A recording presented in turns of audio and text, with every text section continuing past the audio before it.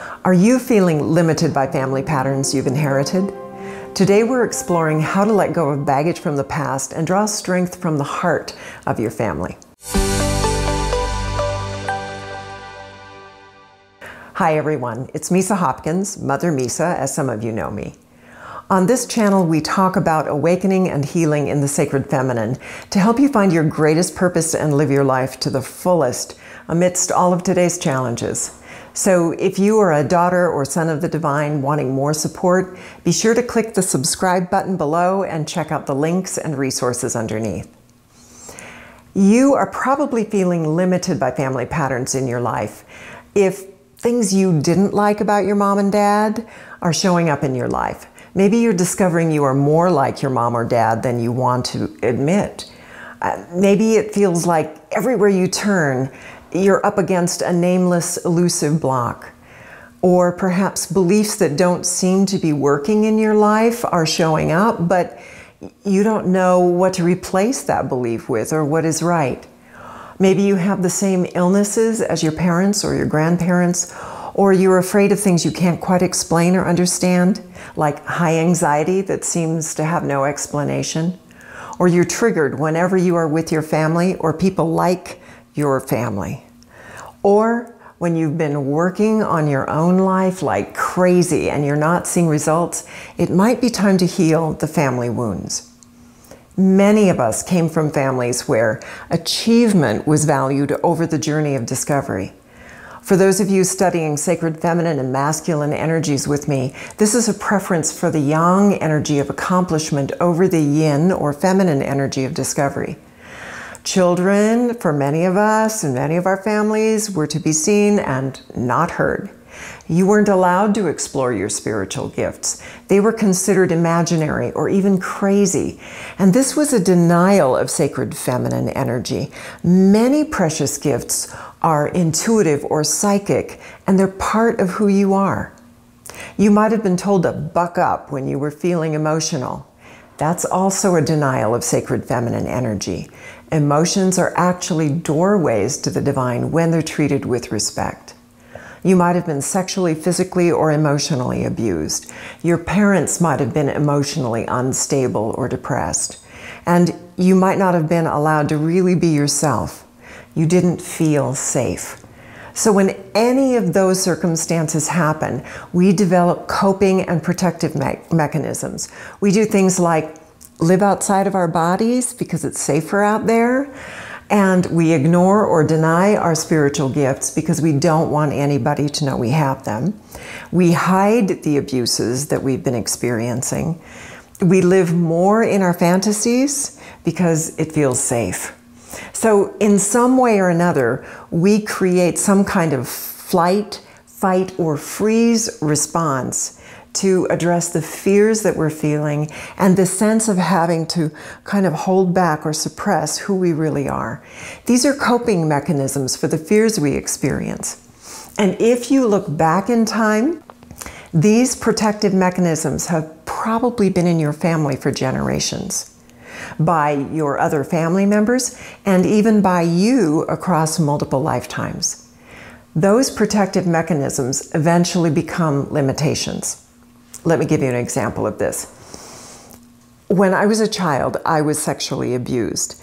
So like many of us who have been abused as children, I lived outside of my body for many, many years in order to feel safe.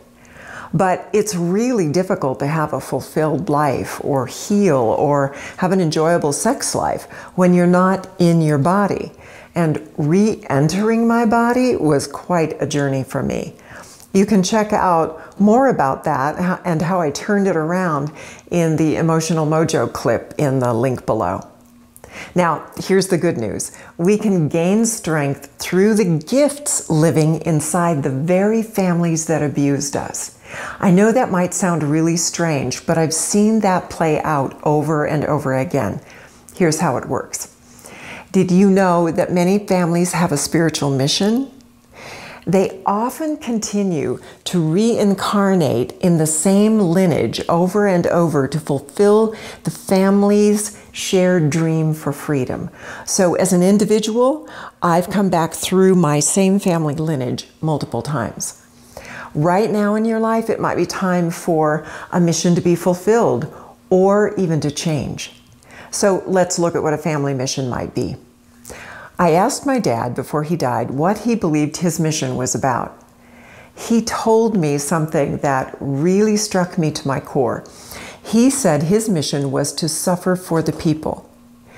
He believed that suffering consciously and with love was a way to attain higher states of consciousness. It was also a way in which he could help himself and help others find their freedom from pain. Now, we're not here today to examine the rightness or wrongness of my father's beliefs. They were quite simply his beliefs. As I was healing from MS, I often thought about my dad's belief and allowed myself to be the recipient of the healing. It worked like this. When he was suffering, he offered up that energy as a prayer so that no other person would ever have to suffer. That means if I allowed myself to receive his prayer to open to higher consciousness and healing, I benefited from the loving grace behind his intention. And I did heal from the onset symptoms of MS, which I document in my book, The Root of All Healing, 7 Steps to Healing Anything. You'll find a link to that below. My dad was amazing. My mom was sick for most of her life.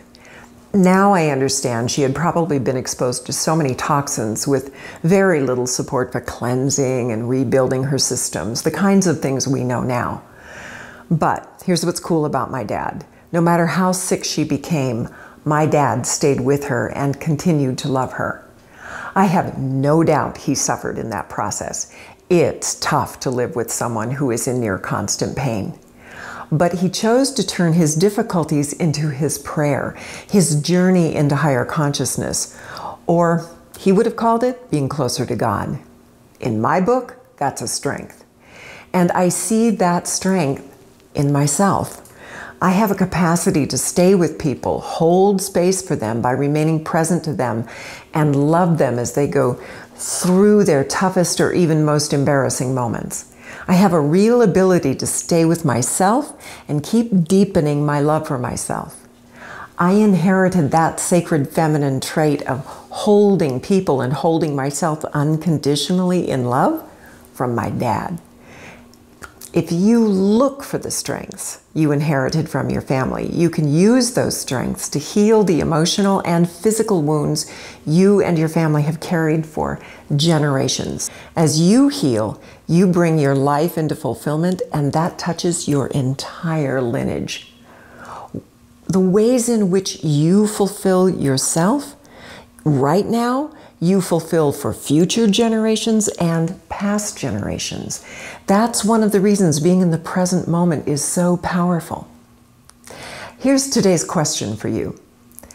What do you notice about your family?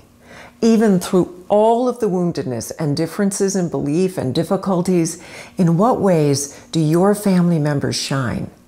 What strength has been passed on to you from your family? Let me know your thoughts in the comments below so we can help each other recognize the strengths that have been passed on to us.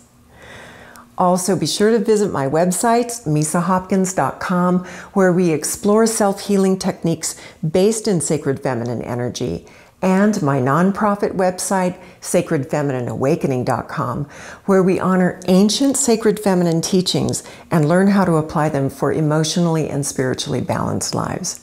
And by the way, that last site also gives you a link to a great book by my colleague, Ariane Thomas, called Healing Family Patterns. Just follow the links below. Thanks for joining me today. Again, be sure to click the subscribe button to get more support like this in your journey of awakening and healing. I hope you are able to recognize the gifts from your family lineage and heal some of your family patterns. I look forward to seeing you next time.